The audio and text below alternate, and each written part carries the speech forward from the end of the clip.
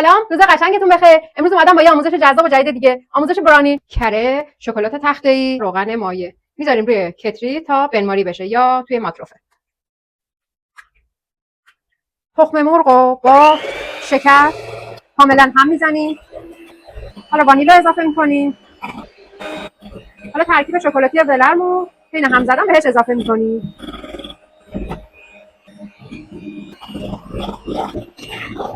هم میزنیم که کامل به خورد هم بدم. خب مواد کامل با هم قاطی کردیم. حالا نوبت آرد و پودر کاکائو که یک بار باید الکش کنیم. من آرد و پودر کاکائو رو با هم قاطی میکنم و حالا الکش میکنم. خب آرد و با پودر کاکائو رو با هم الک کردم و ریختم داخلش و دیگه از همزن برقی استفاده نمی‌کنیم. با همزن دستی به صورت دورانی اینو هم میزنیم. خب موادمون آماده است که بریزیم داخل قالب. خب مواد ریختیم داخل قالب، چند تا میزنیم که حباباش بره. بچه‌ها من برای خوشگلی روش چند تا بیسکویت اورو گذاشتم.